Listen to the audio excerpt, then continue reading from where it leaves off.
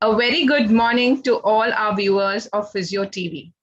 Today, it gives me immense pleasure and I'm privileged to welcome Professor Ashok Kumar Patil sir on the Road Less Traveled series, a name which does not need any introduction.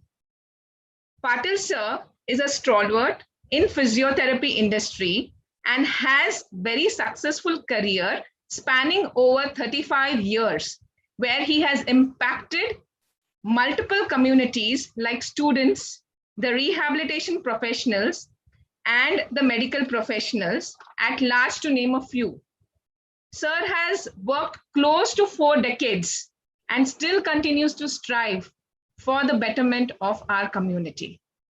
With your permission, sir, I would like to give our viewers a brief overview of your very illustrious education and professional background. Apart from holding a MSc Physiotherapy degree, Patil sir also has a BSc in Zoology and PG certification in Rehabilitation.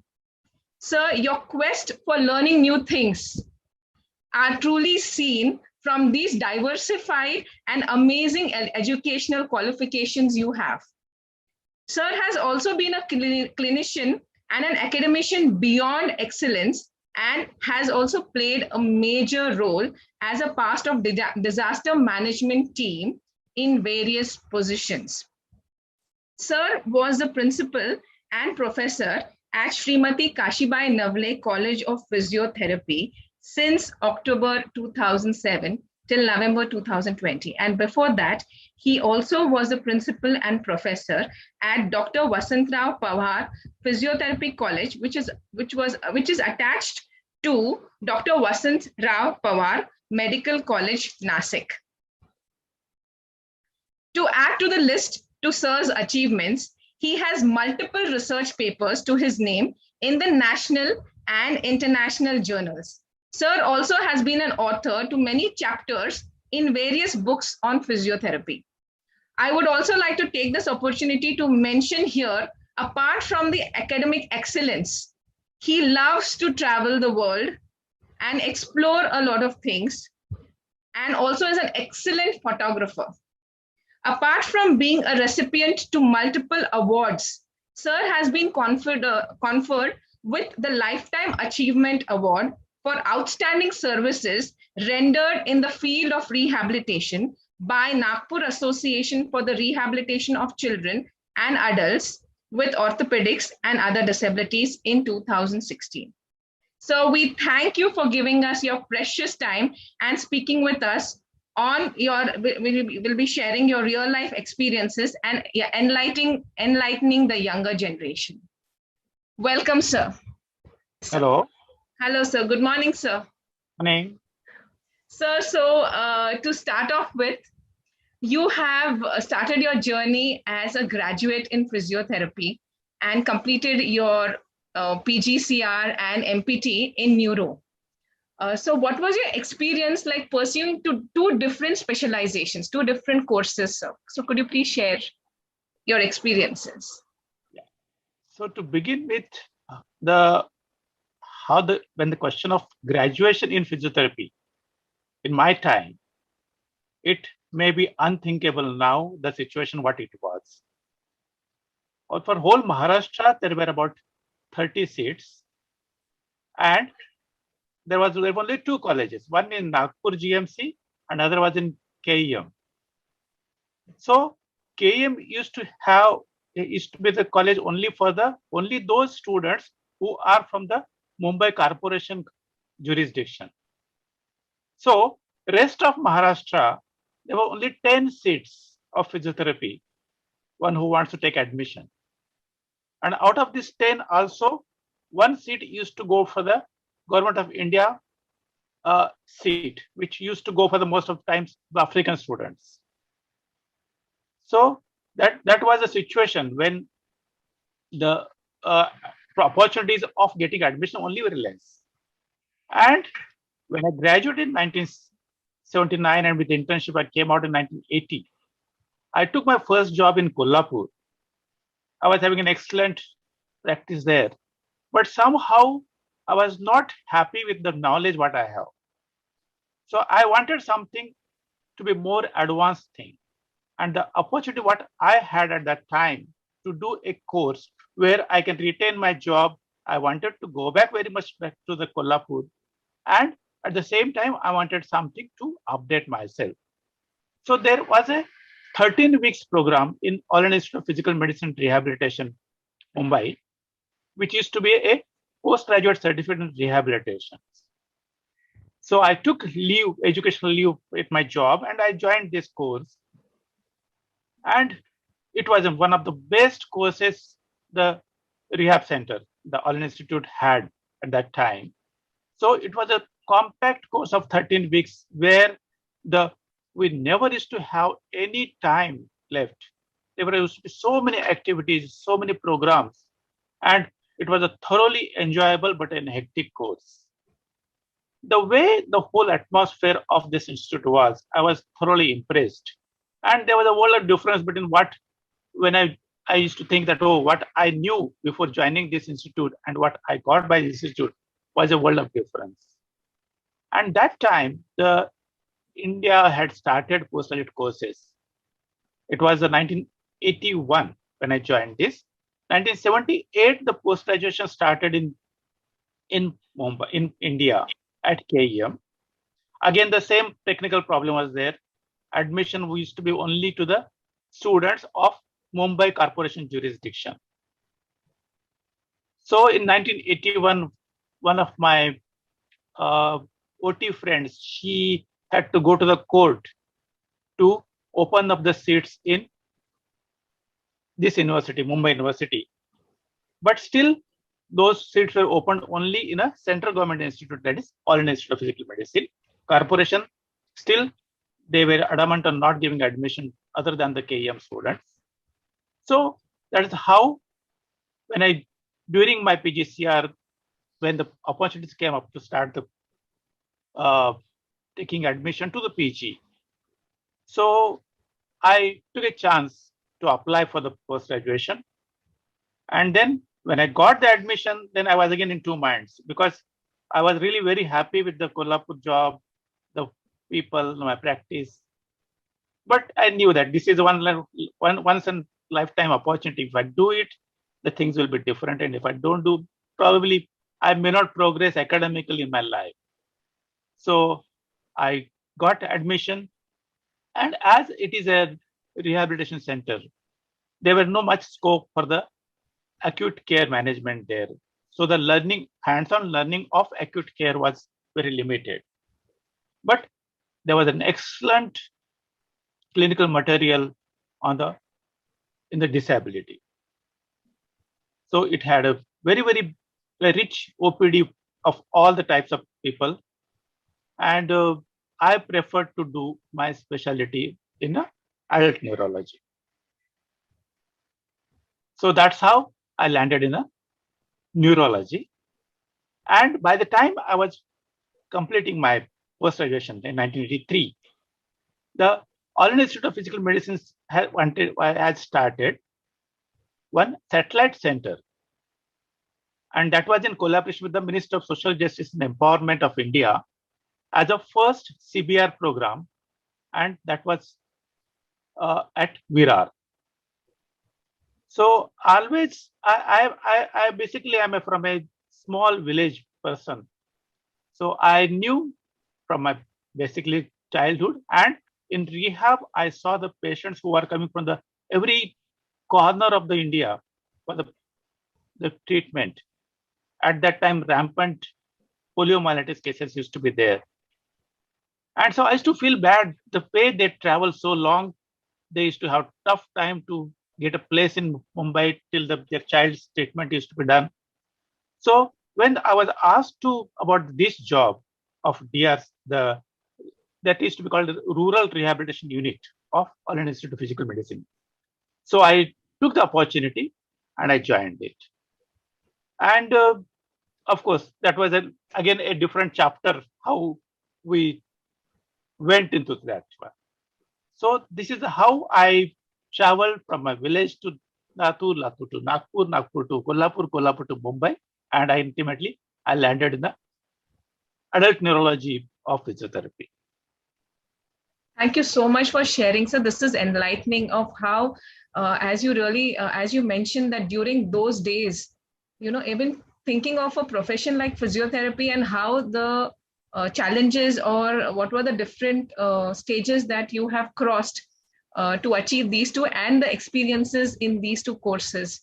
It is amazing to know about it. But we would also like to know, sir, of what you already mentioned about the new chapter of your experience that you had as a physiotherapist, a part of the rehabilitation team in the India's first CBR project, which was at Virar in 1983. Could you please share your valuable experiences on that chapter, sir, of what are the learnings that you had? Yeah. So basically, this project was started by Dr. Mukherjee, who was the director of the All India Institute of Physical Medicine. Later on, he became the Director General of Health Services of India. So it was one of the first kind of thing, because this all started with the 1980 the International Year of Disabled. So with the Alma Ata, a lot of the emphasis was done on the CBR programs. So that's how the government and the rehab center came to collaboration and started this. This center was started in a small place of the primary health center of the Virar. And we were the 8 rehabilitation specialists in that one. We started, but nobody was knowing how to start the work, what exactly the CBR means. So we were told, okay, they were given geographically, we had been given about 28 villages to begin with, to take the responsibility of all the disabled in that 28 villages. So initially we didn't have much, so we had to work on the public awareness of making them know that these facilities are there and we are there to help all the disabled of that. So we had to come in contact with the political people.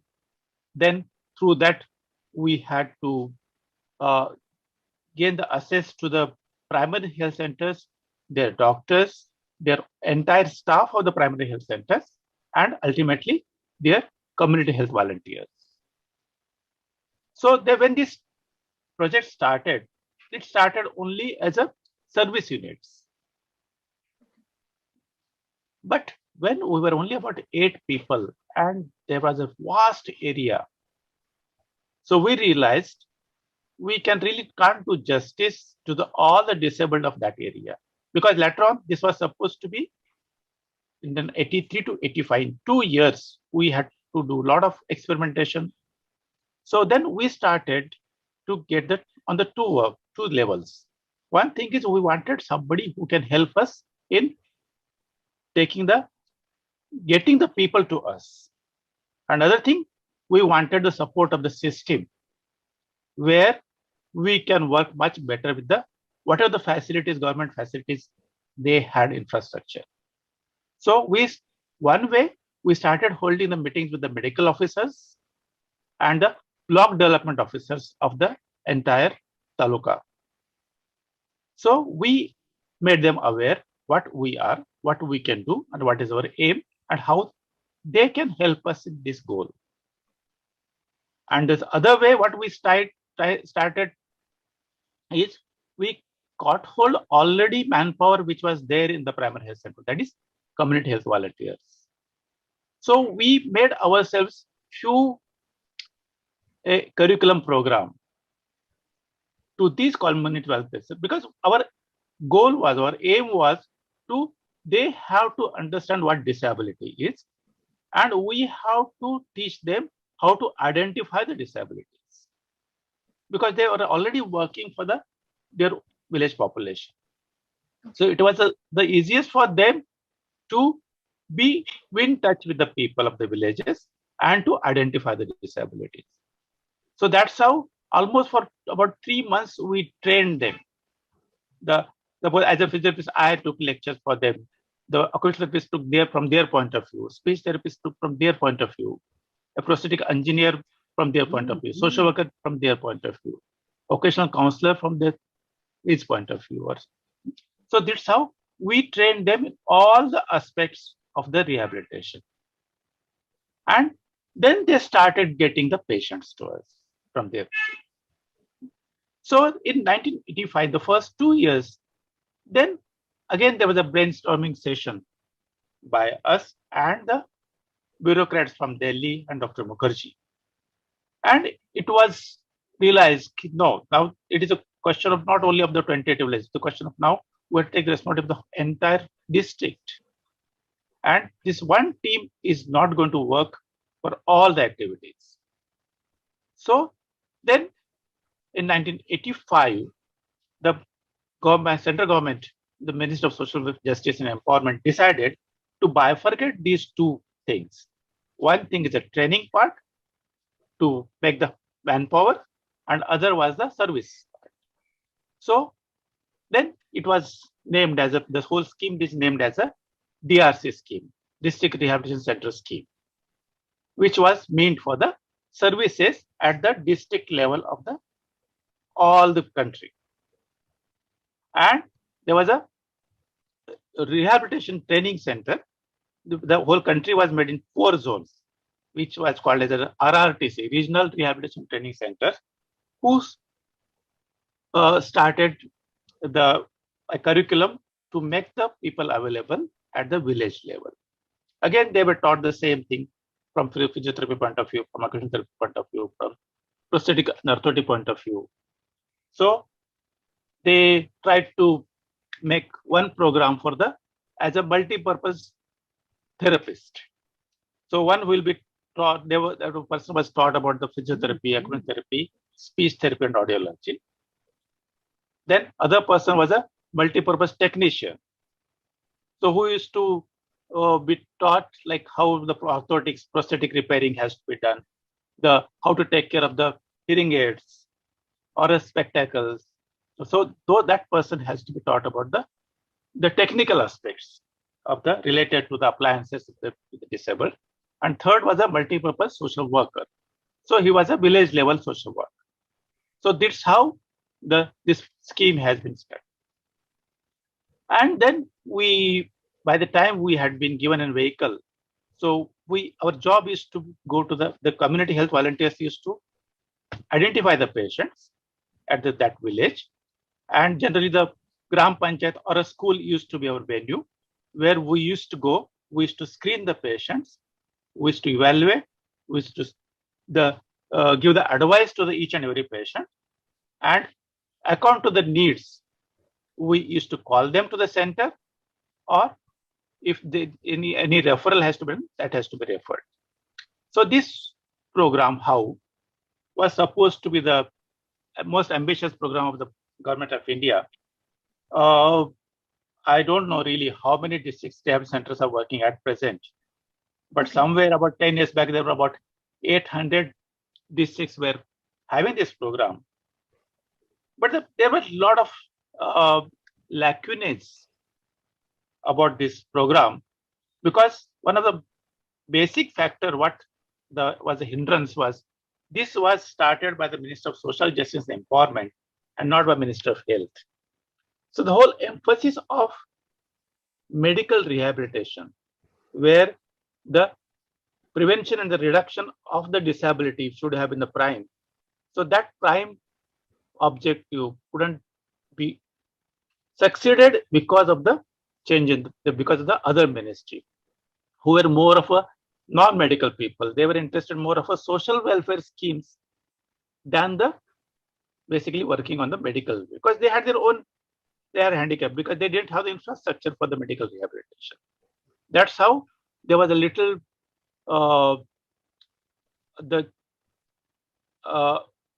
you can say is the achievement which was not exactly the total rehabilitation. Probably that may be the reason why the centers really couldn't work on to reduce the disability in the country. But we learned a lot, because we were been assigned a task without any guidance, and it was a some more of a self-made program for all of us who all were working in the center. It was a fun working there. It was a very hectic thing, but we could do whatever as, as possible in our capability for those many days.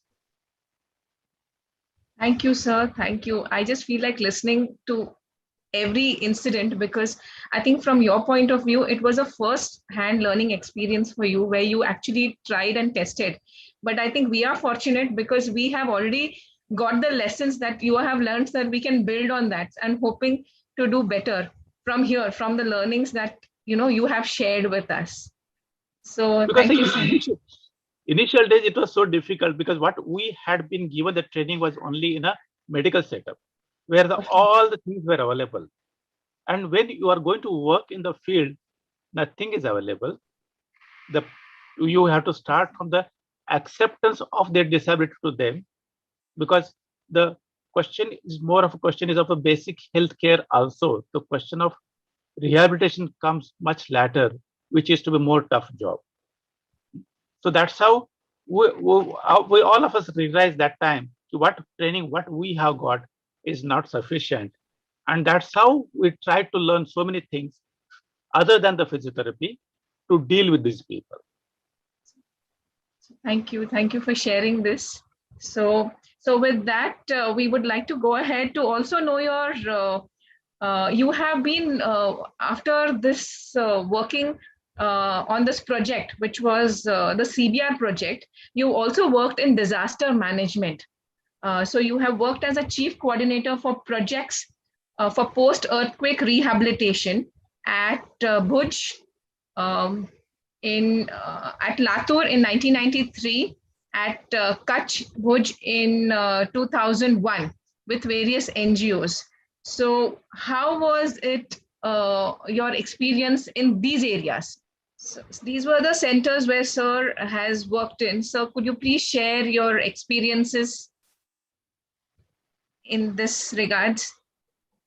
Yes. See, basically, in 1979, at the end of 1979, I shifted back to the hospital setup. I joined the Sion Hospital as a Okay. clinical physiotherapist. Okay. And Dr. Bellare was my chief there that time. And we started working, and she knew my background of neurology, adult neurology. And she was one of the very had a visionary person, one who thought of the specialties in clinical areas too. And in 1993, I became the teacher also again, because of 91, the college was started in Sion Hospital, a graduate program. Postgraduate program was, of course, it was right from my batch, 1981 only, but it was a reverse journey for that. So they started the graduation program in 1991. So, in 1993, when it was a Latur earthquake, there were many aspects. Of course, personally also, I was in attached to this earthquake to do something because I had lost my few relatives also in that earthquake. And there were seniors like Dr. Javade sir and Dr. Jacob sir, who really were basically the most philanthropic person in our profession. So we all came together and we thought of doing something for this. And that time, I was a convener of the Mumbai branch of IAP. And when the earthquake struck at 31st October, September somewhere in 93, so we were expecting a lot of morbidities. That time, from the association, I wrote a letter to the government that we're expecting a lot of morbidities. There is going to be a lot of physically injured people, and it will be difficult to deal with the normal hospital setups, whatever the government has got. So we, the members of the Mumbai branch, will volunteer and will help you. So, but somehow there was a not good response from the government. But what happened? One of the NGOs who was already working in the area, they came to know that we are interested to work with. So they contacted through the Jacob sir. It was a Voluntary Health Association of India. It was a New Delhi NGO who came forward to help us. And that's how we got involved in Latur. See, Latur earthquake was the first earthquake where the coordinated physiotherapy services were provided. Dr. Javade was the principal of the Chaitanya Medical College, Pune, that time. So he was the one who took all the interns, teachers to the field, and he was already stationed there. There were few students from the Baroda College through some NGO who were working there. But when we went little late. After 6 months of earthquake, we entered in the field. So what we decided then, to work for the 2 days, Saturday and Sunday. We used to start from Friday night from Mumbai. Friday morning we used to reach there. Saturday and Sunday we used to work. Saturday night again we used to start there. So we used to have a batch of 5 people for this program, and out of 5, 2 people used to be retainers to have the continuity of the treatment and the program. So this why Voluntary Health Association in India, they had given us all the logistics, how to travel from Solapur the railway station to the field. They had to have our staying arrangement in Umarga, and we used to come back again to Solapur. So this program, what we decided, it was because basically when we saw the disasters, we saw a lot of duplication of the work by all the NGOs, because every NGO wants to work to show that they really want to work. But what happens is there's a lot of duplication. There is a wastage of energy, wastage of money. So that's how what we decided to work somewhere where nobody's working. So we selected 17 villages, basically more of a Usmanabad district rather than the Latur district. So where no NGOs were not working. So we took those 17 villages and we tried to help them for almost 6 months till their rehabilitation was done.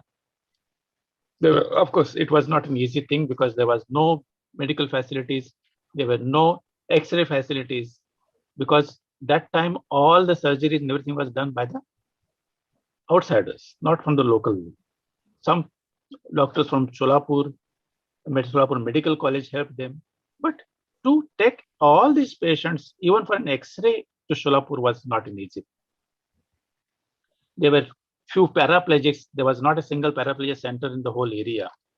And it is very, very tough job. Even suppose if you want to offer anything, what we realized for the first time is we cannot just tell them, okay, we are having the ultra modern facilities for you, come to us. Thus, generally people, especially these rural people, don't like to be away from their own localities. So we tried to get some paraplegics to Mumbai also. But none of them wanted to stay here more than 2 weeks. Of course, we tried to help them in the whatever time we could get it. But it was a difficult task. And again, in 2001, when there was an earthquake in Bhuj, that time we realized, last time we had a lot of difficulties because we entered in the field late. So we had some contacts with the NGOs. The NGOs also knew about the work. So that's how within 10 days, our first team went to the Bhuj and they saw the situation.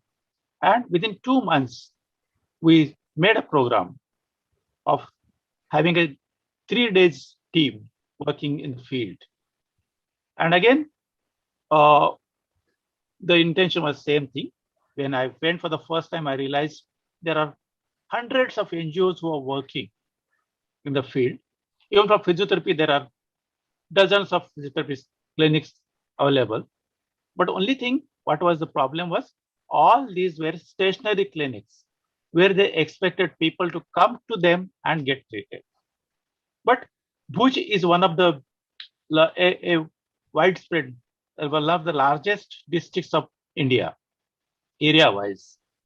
So the all population is so spread about. So it was not possible for the people to travel to the urban area to take treatment, even though the treatment is free. But to reach is not easy because of their own disabilities, because of the manpower to bring them and get them. So that's how, again, we decided we'll take up the areas where no NGOs are working and we'll do in a CBR style only because they can't afford to come for the treatment. Ultimately, what will happen? They will not get in treatment in spite of having the best facilities with you, best manpower with you, unless you reach to them. So we had almost that program that was with the other NGO, Oxfam India, who did all the logistics for us.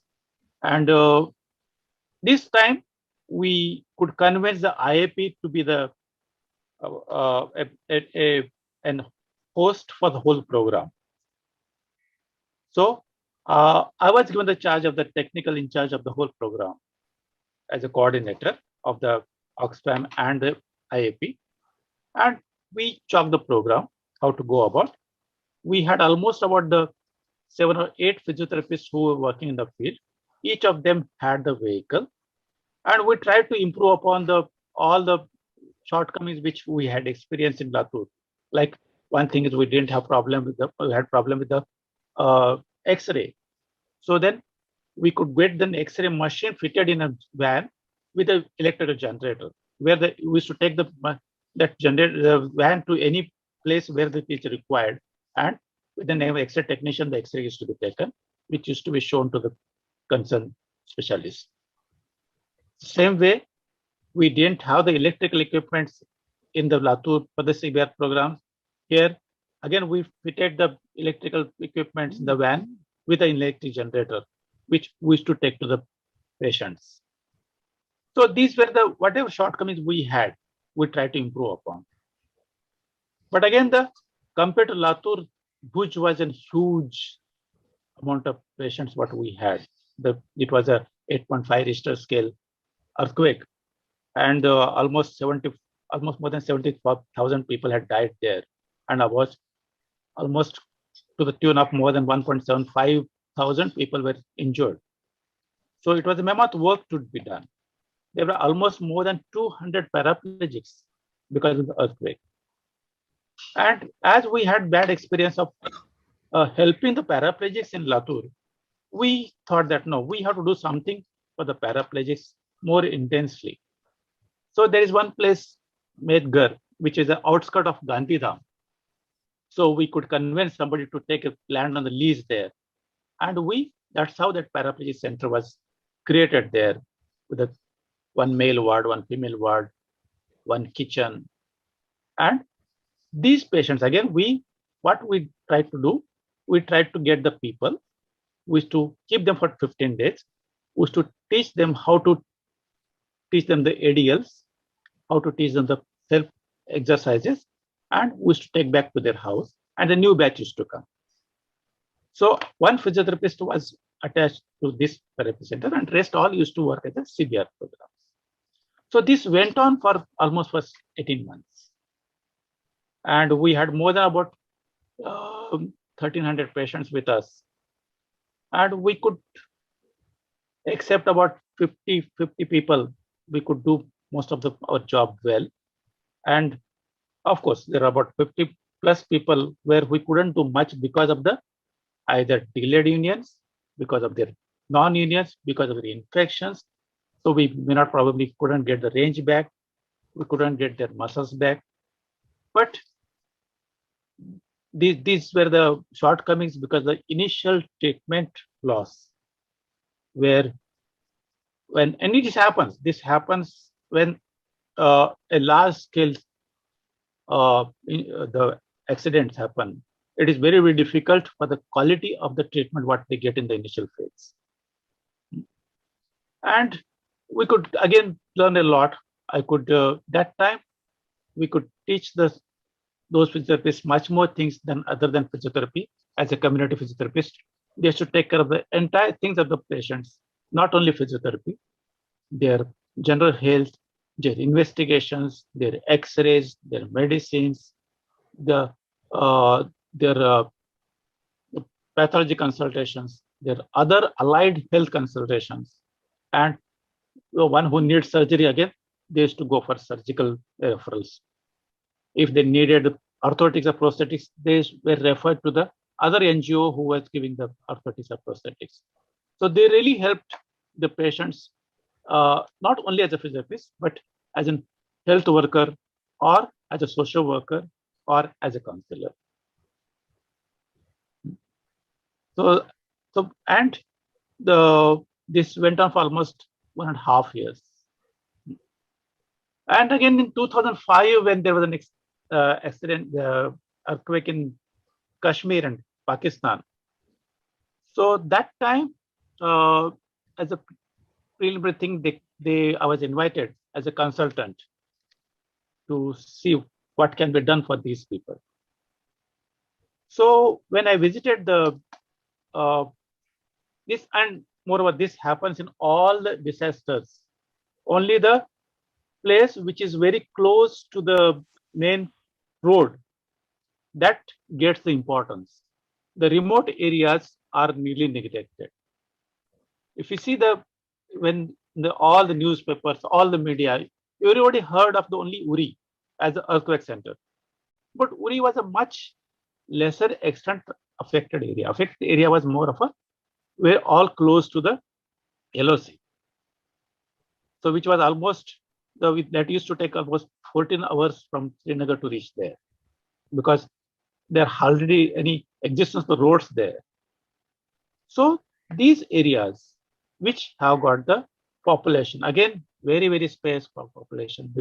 Each village is so difficult to reach, a very small population. There are more of a hamlets than the village.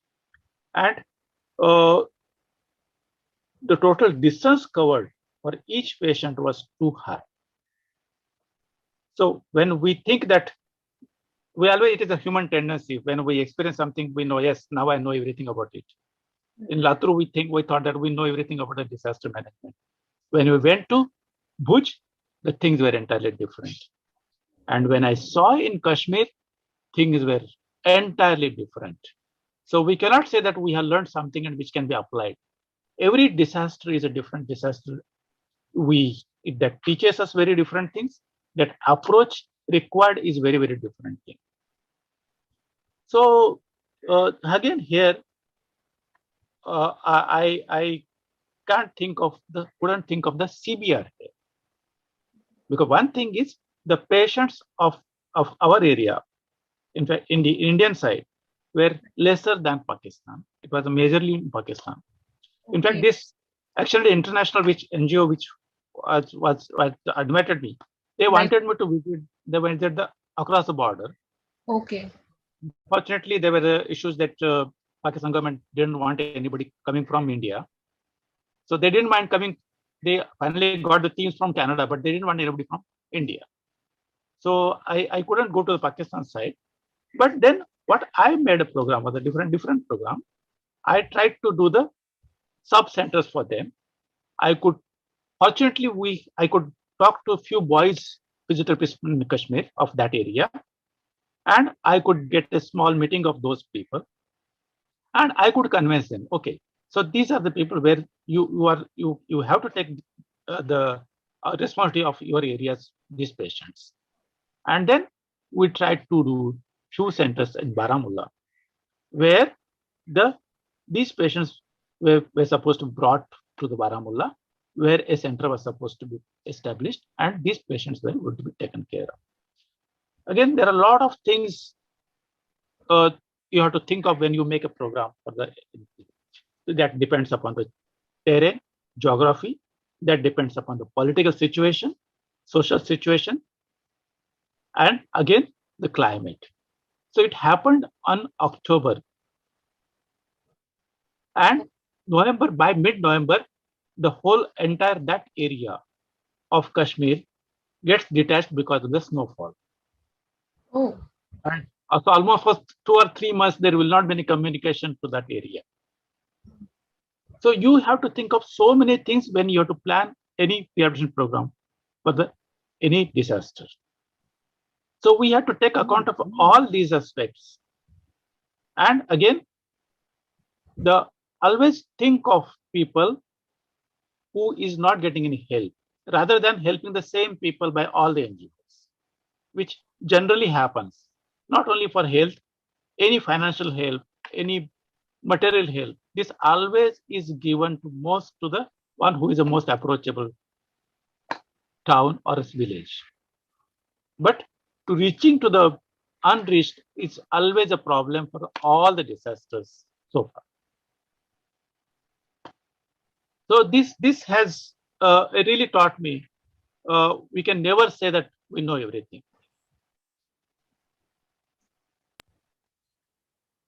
Thank you, sir, for sharing your experiences. Sir has also been awarded by Indian Association of Physiotherapy of India Medico Award in 2002 for distinguished services for the post-earthquake rehabilitation project conducted at Kutch district. Sir has also received an award, one of the best professional contributors, while celebrating the milestone achieved by IAP of 50 years of PT, physiotherapy in India.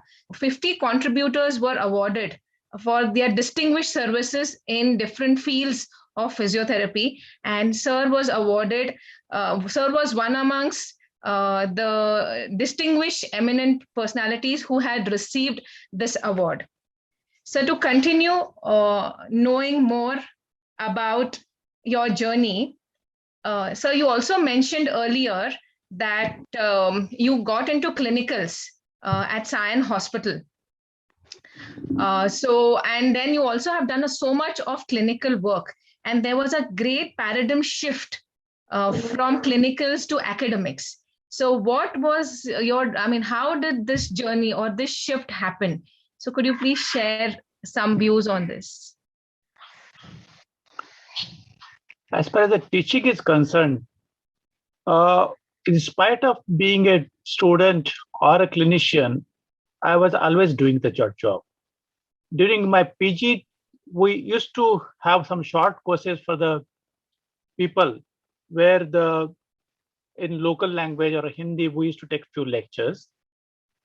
Then in Virar, in DRC, we already used to teach to the community health volunteers. And during the initial phase of clinical post, in spite of being on a clinical post, I used to take lectures for the undergraduate students of Sion Hospital. So as Dr. Bellaram never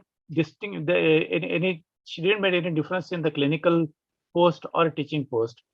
So it was an atmosphere of the availability teacher, and whatever they know, they used to part with the students. So this was an atmosphere where we never thought that, no, I'm not a clinical post, why should I teach? And this was not only for the clinical teaching, it was for the classroom teaching too. So as we were already doing it, and then there was an opportunity to take up a post of lecturer. So that's how I taken up the post. And with the due course, after 5 years, I got the postgraduate teachership also. But all this is in the field of neurology. So I was basically used to take the students in the field of adult neurology. So I would also like the viewers to know that you were instrumental in developing the adult neuro department of the Sion Hospital. So that was again something which was a great achievement. So how did that happen, sir? So would you like to add some? This credit goes to Bellare madam. She is a great visionary. So otherwise, what used to happen every 6 monthly, we used to change our postings, and we used to work in almost all the departments of the OPD and of the hospital. But then she thought that we somewhere we have to accept that we cannot be good in all the fields of physiotherapy. So, and theoretically, by education, we have been got the knowledge of some part of physiotherapy more than the other one. And mine was a specialty subject was adult neurology, even though my degree is a general one, but one of the elective paper was my adult neurology. So that's how I took the responsibility of the adult neurology section. And with this all changes, we all were the in charge of the 1-1 section. Like Jacob sir was in charge of the trauma, the adult neurology I was looking after. The pediatric neurology was looked after by Indira Hadipur madam. The respiratory section was cardiorespiratory section was done by Jamila madam. Hand section was used to be seen by the Chaya madam. So this how we had taken up the department, and we all were tried to develop the departments as per their specialty care, what we can take of those people. But the basic credit of molding this and ultimately accepting all of us as a not to be good in all, we can be good only in some part of it. That's how the ground reality, which is supposed to be there, that we accepted first. And probably that was the reason why in the subject also we tried to be more specialized. And ultimately, the further degrees also started to be with the specialties. Okay, sir. Thank you. So, sir, you also mentioned that you are a convener and have done so many things as a member, I mean, convener at the Bombay branch of IIP. So, you have the experience of chairing at different positions apart from this thing at the Bombay branches. So, could you please share the dynamics at that time versus now? I mean, how the dynamics have changed over a period of time? We used to have the branch activities, but basically, uh, none of us were really a good professional to be a dynamic, like how other branches of the medical sciences were had, how the doctors conference used to be there, how the doctors CME programs used to be there. We used to do it, but there was very less awareness among the physiotherapists, clinical as well as the academicians, to be part of it. So again the credit goes to Dr. Deepak Kachalia, who was one of the leading practitioner, as well as he had the vision because he was already treasurer of the Mahim Dharavi Medical Practice Association, in spite of being a physiotherapist. So he knew that how the professional body should run, how the overall the working should be, and that has totally changed uh, the scenario. Myself and Deepak, we used to we traveled and throughout the Mumbai, we met all the HODs of the corporate hospitals, big hospitals, and we tried to make them aware that why it is necessary that we all have to meet professionally, not only for the attending lectures, but it is a need of the professionalism.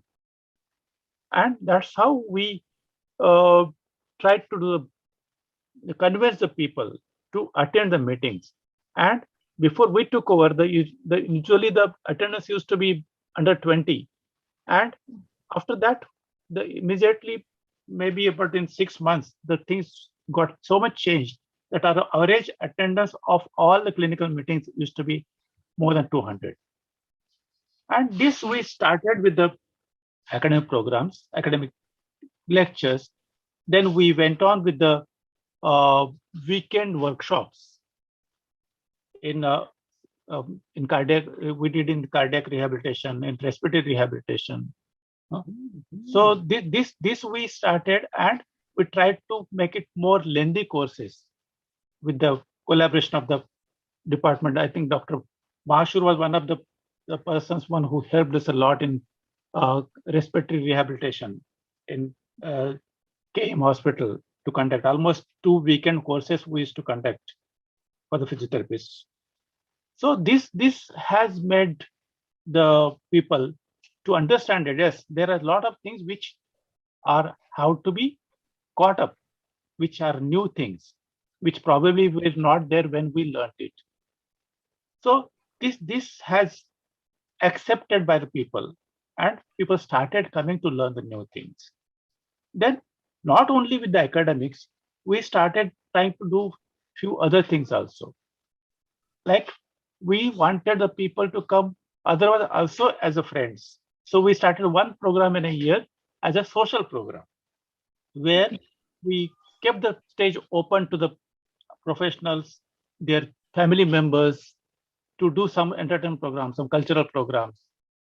And then again, we thought of how to inculcate the students in professionalism. They have to know what is association, what are the activities, what are the responsibilities, how we are different than the non-professionals. So we started arranging the cultural programs competitions for them. So all the colleges of Mumbai, we used to keep a cultural competition among them. That may be singing competition, that would be dance competition. So these we started as once a year program, and overall the program was all programs were so successful. The professionals as well as students used to wait for these programs, and along with it, we tried to do some social responsibility also. Like we conducted few camps, not only in Mumbai, out of Mumbai also we conducted camps in few centers, even some few tribal areas also. And along with this, we tried to convene more than 3 national sports for the handicapped. And there were teams from right from Bangalore, Delhi, Pune, all the teams used to come to compete these competitions. There used to be a tricycle race at the Shivaji Park, 10 kilometers race. There used to be throw ball competition. All the other competitions used to be there. Athletics used to be there. And this all basically because of the support of the Dr. Jacob sir, one who was attached to one of the trustee of the Paraplegia Foundation. And with the help of the Dr. Deepak Kachalia, who could organize few good sponsors and the good infrastructure to create all these things. So we tried to change the whole scenario to be how to consider ourselves, to accept ourselves and consider ourselves as a professional, not only a 9-to-5 job doers. So thank you for sharing this. It's very valuable to know how the kind of programs that you have taken, considering the upliftment not of the community, but also of the students to reach a holistic development as a professional. So it is wonderful to know the different kinds of programs that were being done that time. And we can actually see it with the kind of quality of physiotherapists that we have today in India. So, sir has also been felicitated by the Bombay branch of IIP for the professional distinguished work that he has done in post-earthquake rehabilitation, and also for the dynamic contribution for the upliftment and growth of the Mumbai, generally as a Mumbai branch of IIP. Also in formation of the Maharashtra State OT and PT Council. So coming to this question, sir, it has been a long struggle for the PTs, the physiotherapists, to have a national council at the center. In spite of these challenges, many states have formed a state council, Maharashtra being one of them. And you have played a key role while the conception and during the formation of the Maharashtra State OT and PT Council as an executive member. So what has been your vision and the development so far, and what do you think would be the active role of the OT and the PT Council with regards to the profession in our state? Again, the credit goes to one of our seniors, Dr. Nishigandha Mogal. Probably people may not be knowing her because she is not actually practicing as a physiotherapist now. But during around 90s, she had become one of the MLC, Member of Legislative Council of Maharashtra government.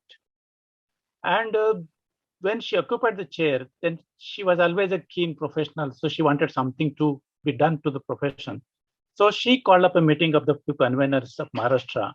And then she said that, see, I have got the chair now, so I want to make use for our profession.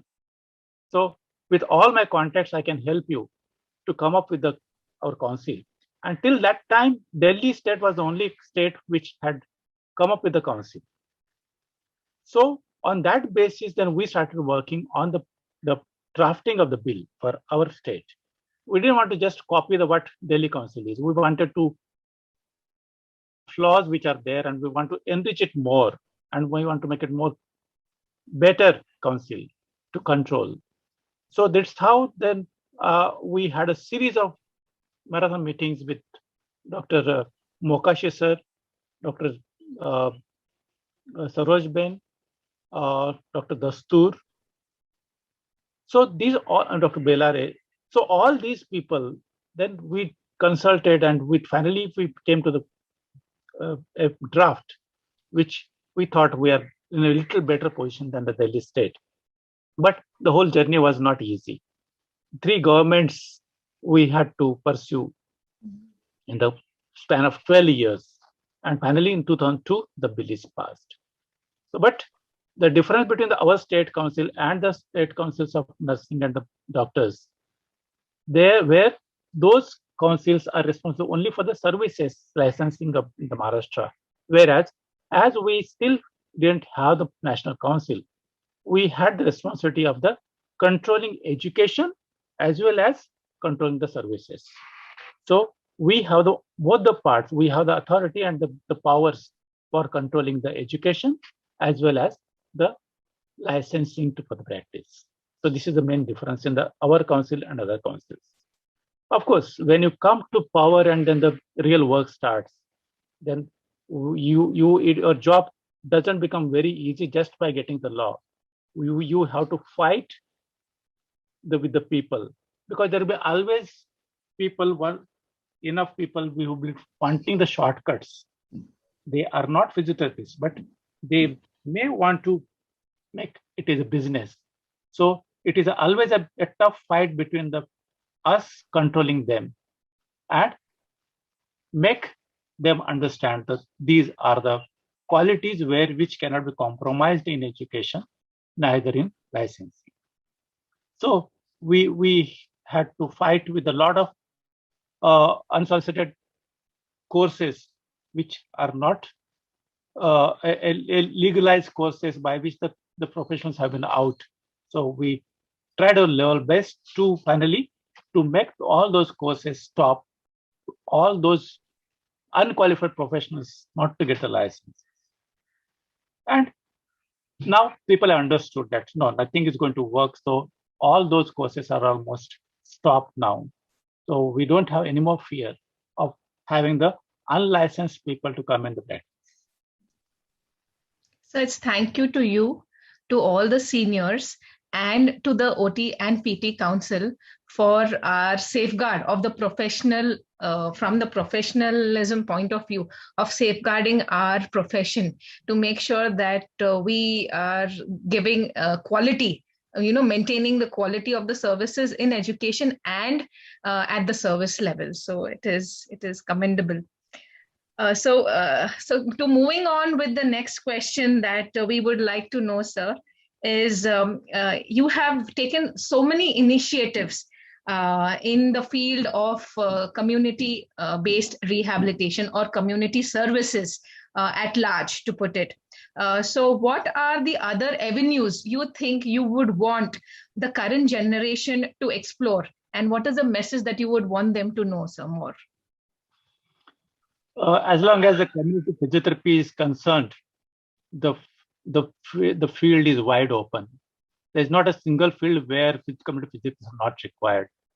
You take any health centers, any fitness centers, any clubs, any social system, right from the most remote tribal areas to the mega metros. Everywhere we are required because the preventive health is going to be the prime, especially in the endemic, this pandemic now everybody understood. But the best remedy is the prevention. And we don't have the sufficient health professionals to work in the prevention area. So this area has to be captured by the community therapists because we are not there only as a technocrats. We have all the abilities of bureaucracy. We can be the best managers in the health systems. So we have to grab those opportunities. We have to prove that we are the persons who are the best to work in this. So, but still there are so many people, our mentality of education is to work only in the hospitals. The concentration is only to make professionals ready to work in the hospitals. So that we have to break the barrier. And we have to be accept that we are equally important of the hospitals. Because when it comes to the prevention, we have to start at the healthy people, not to the sick people. It is not that just we are taking care of the sick. We have to see that all the people we have to make it healthy and disease free. Either primordial prevention of the things. And we are the only people who can do this job. Only thing what is required is that we have to work on to establish and to prove ourselves at all the bureaucratic level, all the administrative level. It may be governmental or it may be non-governmental. We have to prove that we are the persons, we have all the abilities, not only the scientific knowledge, but to manage level it and at dispensing level. And it is possible. I'm very happy that few of the people are now are coming in this field. There are few students who have done the Masters of Public Health, MPH, and they are working in NGOs. Few people have started their own NGOs to work in the health. So this is the area where lot of still the is open because many corporates also still have not realized this. What they are spending on the sickness of the employees. So they can save a lot of money by preventing the sickness and improving their efficiency of work. So it is our duty to make them realize, yes, how it is beneficial to be with us in their goal. And I'm sure that with all you teachers now, this should be possible in another 10 years. So I'm just hoping because you have given us a direction, and I'm sure after this interview, we have so many things, the avenues that you have shared with us, we would definitely want to explore and extend our domains into different levels from rehabilitation, where we started off with. So we are also tapping at prevention and primordial prevention, which you just said. So we'll definitely try to work with your guidance and with your vision that you have had for so many years, sir. So thank you so much for those valuable inputs. We would also like to thank sir for receiving the Lifetime Achievement Award by NARCOD in Nagpur in 2016. For the outstanding services rendered in the field of rehabilitation. Sir has been an excellent academician, clinician, and I have been very fortunate to have got a chance to work with sir and learn so much from him. And I really hope in the future also with the new achievements that he's going to be there, I may be a part in that and learn a lot more in the future to come. So thank you very much, sir, for your inputs and your valuable suggestions. These are very, very valuable. And we hope to have more conversations like this on various other topics in the future. So Sure. thank you so much for this wonderful interview. It was great having you, sir. And thank you once again. Thank you. All the best. Thank you, sir. Thank you.